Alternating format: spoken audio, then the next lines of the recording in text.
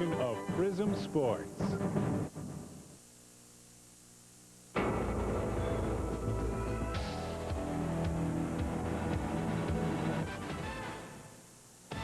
Now this is really winging it. Detroit was most opportunistic on Saturday. Meanwhile, the Flyers just can't buy a goal. Here's a Coyote basking in the glow of the Arizona sun. And we'll tell you how you can be a part of the fight for lives. These stories and more now on Flyers Faceoff.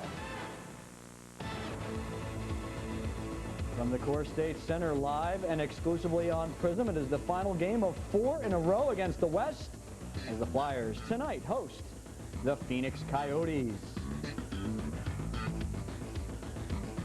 Hi everybody, and welcome to Flyers Face-Off, your warm-up to tonight's PRISM exclusive. The Flyers and Phoenix Coyotes are right here from South Broad Street. I'm your host, Ken Adelburger.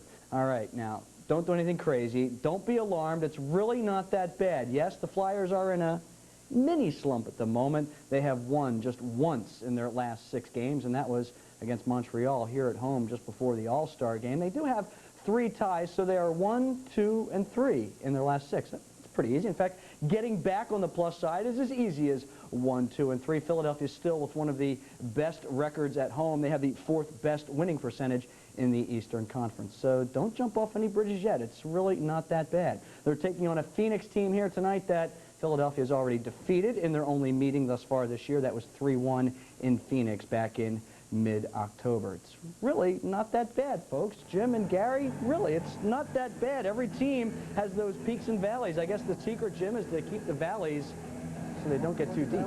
That's right. Well, they are the Coyotes now. You may remember them as the Jets. Well, nonetheless, they're feeling pretty good about themselves these days. They have won 2 straight, turning it around a little bit. They're a very, very good skating team. They've got some guys that can bang as well. And, oh yeah, should we mention that they're all very, very tanned? They should be. They live in the Southwest. There is Keith Tkachuk, their leading scorer. 30 goals, 53 points, an up-and-coming power forward in the league. Those good numbers also combined with 130 penalty minutes coming off a 50-goal year last year.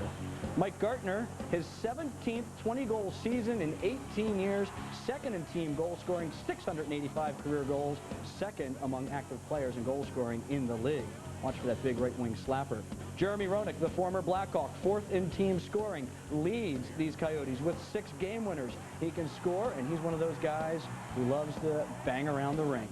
And watch out for Oleg Tverdovsky, 29 assists. That leads the team.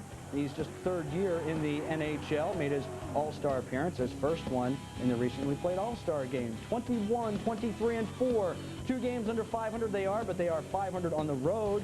That's okay. They skate well forward, but something happens when they come back because they give up a lot of goals, averaging 3.15 against.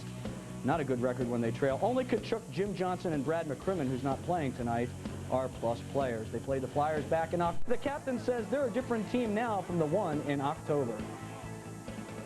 Well, yeah, I mean, we were still getting used to each other. We had a lot of new free agents, a lot of new people on the team, new coach, a new general manager. So it was tough at the beginning, but now I think we settled in pretty well with each other, and everybody knows more about each other, and been a lot of changes to the lines and stuff. So I mean, it's just a matter of going out and feeling what we had to do at the beginning. Now we're playing much better now, and hope we can keep it going.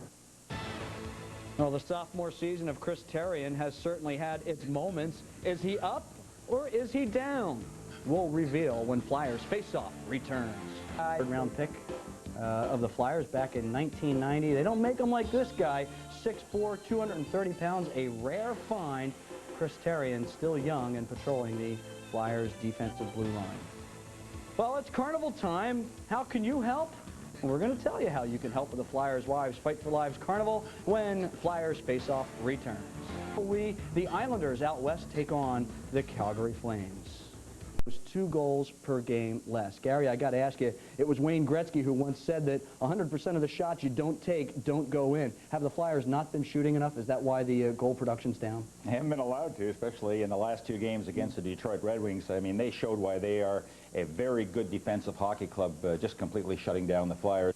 Yes, you have to shoot to score. There's quite a few players right now that are in slumps, that are not finding the range, not getting the puck in the net. But, if you keep doing the things that you did earlier, sooner or later, that's going to turn around. But Terry Murray had touched on, he says, you know, when you're in a slump like the Flyers are, you have to get back to good work ethics, make sound plays defensively, and play for one another and have that enthusiasm. And I think if the Flyers continue to do that, is concerned, and he's starting to take some penalties because of it.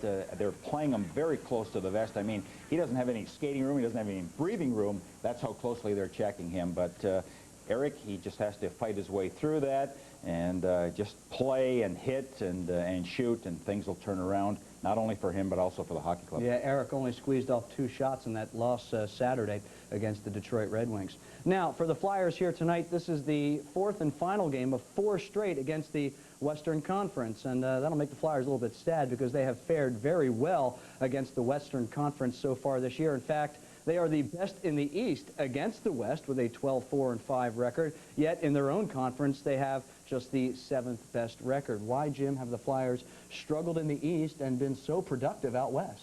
Well, I think it comes down to style, Ken. When you think about it, the styles are different. I don't know why. The rules are the same team as they are for the East, but every year it seems the East is the close to the best, the real good defensive conference, and out West it's more wide open hockey, and that's the way it seems to be again this year. And I think those teams have trouble, those teams being the teams from the West, have trouble playing the tighter brand of hockey when they come East or when they even host an Eastern team in their own building. So that is part of the problem. I think the Eastern Conference system, if you will, is probably a better system. And I also, quite frankly, just think the East is better than the West this year. You look out West, obviously Colorado is very good.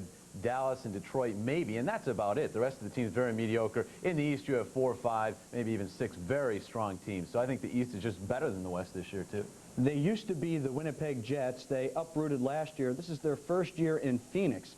Hockey in the desert, the only thing that survives in the desert are sand, rattlesnakes, a couple tumbleweeds that blow by, and maybe a saguaro cactus. But they play hockey in the desert now, but Gary, for some reason, they have not thrived, maybe like they did as the Winnipeg Jets. They won a little bit more. What's gone wrong so far? Well, first of all, Ken, last year they were a team that was 4 games under 500, so they have made significant moves to improve in that area, especially in the guys that can put the puck in the net. But you're going from a very cold climate to a very warm climate where a jacket is unheard of, and there are a lot of distractions. You know, just ask my partner Jim and I here, you know, about being on the golf course and things like that. So, you know, your mind isn't always on hockey. Then you have a new coach in Don Hay.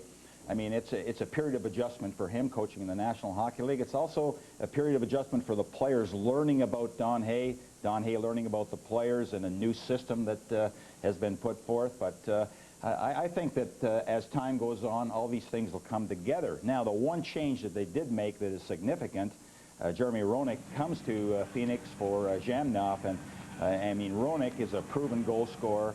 He can hit, he can skate, and one thing that he does bring to the hockey club, which is significant, is he plays with a lot of energy, and that in itself will help Phoenix Coyotes. I think maybe that's a reason why they had such high expectations this year. I mean, they're only 2 games under 500 right now, and as Gary mentioned, they were 4 under all of last year. Another guy with a ton of expectations on him, and he's lived up to them so far this season in a Phoenix Coyotes uniform, is Keith Tkachuk, who's big, 24, one of the up-and-coming premier power forwards in this league, who, like a lot of other guys, Jim, on that Team USA team in the World Cup, seems to have carried that over. That was big for him. It was. It helped his confidence. I think this is a guy that was coming along with or without the World Cup, but I think that may have accelerated his growth. And this is a guy, when you talk to scouts and you talk to coaches, they say that he is the total package. Has size, has good speed, actually very creative, and obviously, as Ken mentioned, a power forward. I mean, he's leading this team in penalty minutes. He's also leading the team in goals. That has only happened throughout the course of an entire season, twice in NHL history. Pat Verbeek did it both times.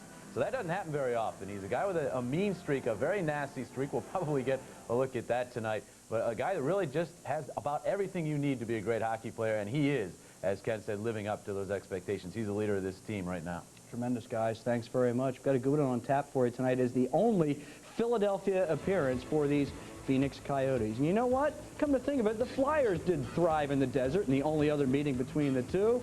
We'll have more Flyers Faceoff when we return. Ron Hextall, though, for the final 32 minutes Saturday against Detroit. No goals on 16 shots, 16 saves. Opposed by Nikolai Habibulin. This will be his 3rd career game against Philadelphia. He is 0-2. Took the 3-1 loss against the Flyers back on October 18th in Phoenix. Flyers 27-14-7, good for first in the East. The Coyotes 7th in the West. The Flyers a half a goal game average per better. The Coyotes not good defensively. Do have, however, the 6th best power play in the NHL. Penalty killing wise, very, very similar. The second meeting all time between the Flyers and Coyotes is on PRISM tonight. JR, Jeremy Roenick, is in the house leading the way. We'll have it all for you on PRISM coming.